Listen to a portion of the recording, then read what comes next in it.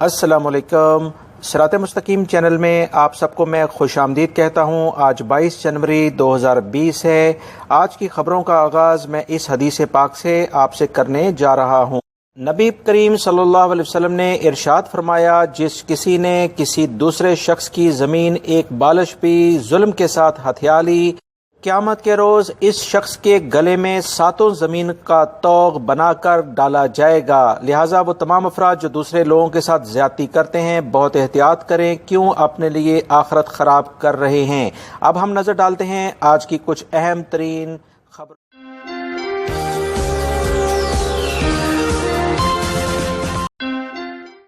Saudi काबीना ने फैसला किया है कि क्लिनिक का मालिक स्पेशलिस्ट डॉक्टर होना ज़रूरी है।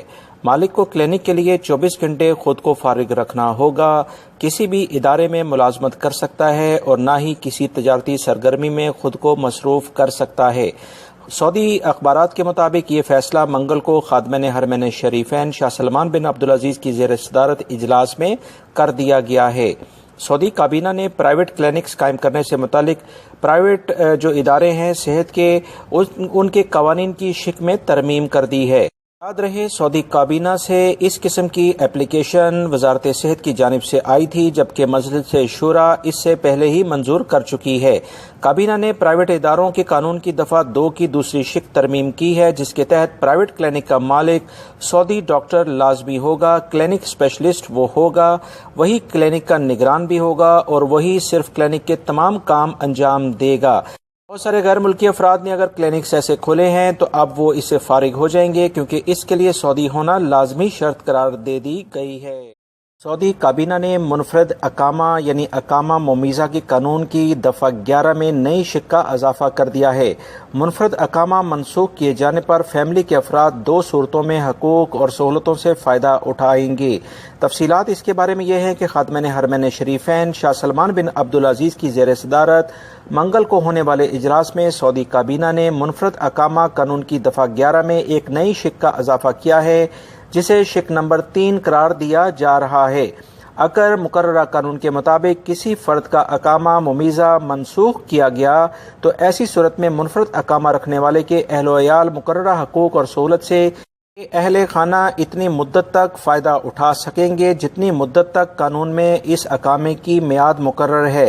याद रहे, अगर मुनफरद अकामा रखने वाले की मौत वाक़या हो जाए या वो मुनफरद अकामे की अहलियत से महरूम हो जाए तो ऐसी सूरत में मुनफरद अकामा मनसूख हो जाएगा। नई शिक में तब्दीली से अहले खाना जो मुनफरद अकामा रखने वाले के होंगे वो फ़ायदा उठा सकेंगे। मुनफरद अकामा वाले को सरमायाकारी समेत कई हकूक और मरात हासिल हैं और सऊदी अरब आने जाने में किसी किस्म की पाबंदी का सामना नहीं करना पड़ता है।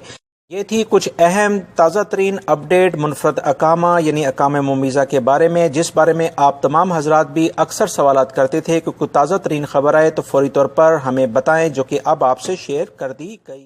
दोस्तों, दीन इस्लाम में औरत और मर्द के हकूक बिल्कुल मुतय्यन है। दीन इस्लाम एक मुकम्मल दीन है। इस बारे में एक ताज़ा तरीन अभी एक ख़बर शेयर करने जा रहा हूँ कि सऊदी अरब में एक खातून ने सोशल मीडिया पर एक पैगाम नशर किया, जिसमें उसने कहा कि उसका भाई गुज़श्ता 7 साल से उस पर जुल्म कर रहा है। उसने जब ये वीडियो पैगाम वायरल हुआ सोशल मीडिया पर तो सरकारी महकमे फौरी तौर पर हरकत में आए और उन्होंने फौरी तौर पर इस उम्मल नामी खातून के ट्विटर पैगाम पर एक्शन लिया और कि इस खातून ने बताया कि इसका भाई इसके साथ काफ़ी जुल्म ज़्यादती करता है। उसने इसके घर पर कब्जा करके इसे घर से निकाल दिया और वो गलियों में घूमती फिरती रही। इसका कोई ठिकाना नहीं था। फिर आहिस्ता आहिस्ता मेरे हालात बेहतर होना शुरू हुए और मैंने ज़िंदगी में दोबारा से जब सुकून पाया तो इसने फिर से मेरी ज़िंदगी जहन्नम बना दी।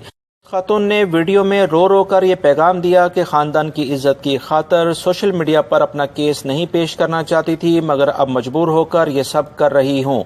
उम्मल का वीडियो वायरल होते ही वजारत मेहनत ने फौरी तौर पर कार्रवाई करते हुए ख़ानदानी ज़्यादती की इस केस को अपने ऑफिशियल अकाउंट पर ट्विटर करते हुए कहा कि इस केस से हमें जो इतलात मिली हैं हम इसके बारे में मुकम्मल छानबीन कर रहे हैं और जो भी शख्स इसमें ज्यादती कर रहा है उसके खिलाफ भरपूर तफ्तीश के बाद कार्रवाई होगी। بہت سارے افراد نے بتایا کہ معاشرے سے خاندانی ظلم و زیادتی کا خاتمہ لازمی ہونا چاہیے۔ سعودی مرد و خواتین نے کہا کہ جو شخص کمزور عورت پر ظلم کرتا ہے وہ انسانیت کے درجے سے بھی خارج ہو جاتا ہے۔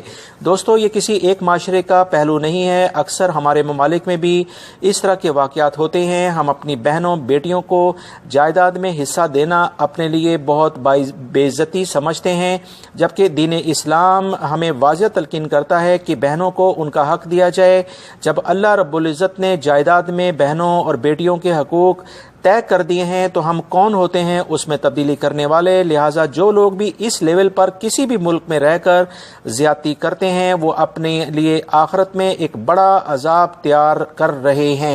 سعودی عرب کی عدالت انصاف نے کہا ہے کہ کسی بھی شخص نے اگر سوشل میڈیا پر اس طرح کی زبان، ایسی حرکات شیئر کی جو کہ قانون اور مملکت کے لحاظ سے بالکل ٹھیک نہیں ہیں، ایسے تمام افراد کے خلاف بھرپور کارروائی کی جائے گی۔ یاد رکھیں، ایسے تمام افراد جو کوئی کسی بھی قسم کا کوئی گروپ بناتے ہیں، اگر اس پر کوئی بھی ممبر غلط بیانی کرتا ہے تو اس کی اطلاع فوری طور پر متعلقہ ادارے کو کی جائے۔ اگر وہ ایسا گروپ ایڈمن نہیں کرے گا تو اس کے خلاف کارروائی کی جائے گی۔ مزید میں آپ کو بتاتا چلوں کہ وہ تمام افراد جو کہ سوشل میڈیا پر کسی بھی قسم کی غلط بات شیئر کرتے ہیں یا ایسی ویڈیوز دیکھتے ہیں جو کہ غیر اخلاقی ویڈیوز ہوتی ہیں، تو ایسے تمام افراد کو مانیٹر کیا جاتا ہے اور ان کے خلاف بھرپور کارروائی ہو رہی ہے۔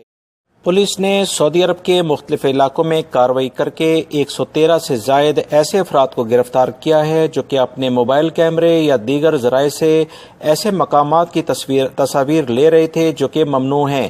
یاد رکھیں، سعودی عرب میں موبائل کے کیمرے کا استعمال اگر آپ اپنی سیلفی بھی لیتے ہیں تو دیکھ لیں کہ پیچھے کسی دوسری فیملی ممبران کی یا کسی اور شخص کی تصویر تو نہیں آ رہی، کیونکہ کوئی بھی شخص اگر آپ کی اس حرکت پر اعتراض کرے تو آپ اریسٹ ہو سکتے ہیں اور بھاری جرمانہ اور قید بھی ہو سکتی ہے۔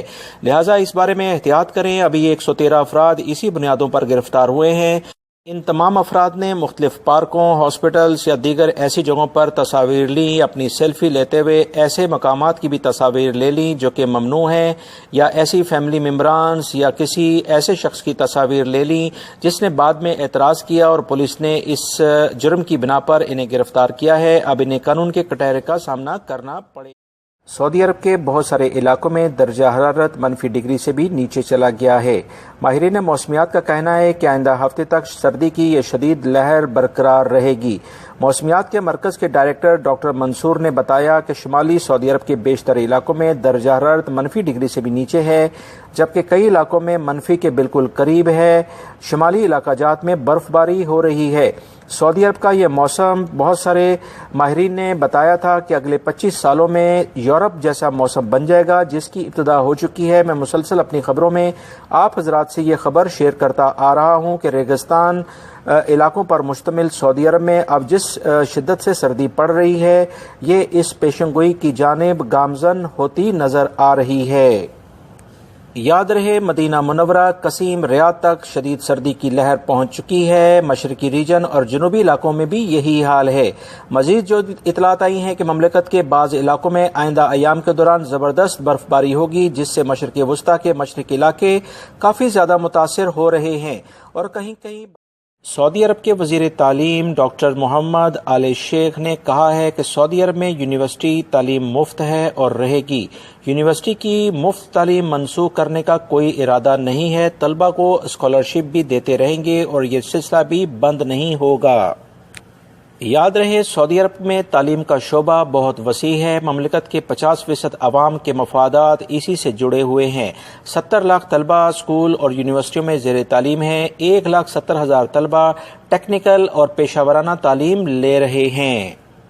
مزید جو اس رپورٹ میں بتایا گیا ہے کہ تعلیم کے شعبے سے منسلک اہلکاروں کی تعداد 10 لاکھ کے لگ بھگ ہو چکی ہے۔ وزیر تعلیم نے کہا کہ تعلیمی انتظامیہ اور قانونی ڈھانچوں میں اصلاحات مزید ہوتی رہیں گی، کورسز میں رد و بدل ہوتا رہے گا۔ ہمارا مقصد تعلیم کا معیار بلند کرنا ہے اور تعلیم کے ذریعے ملک و قوم کے معیار کو ٹھوس بنیادوں پر تیار کرنا۔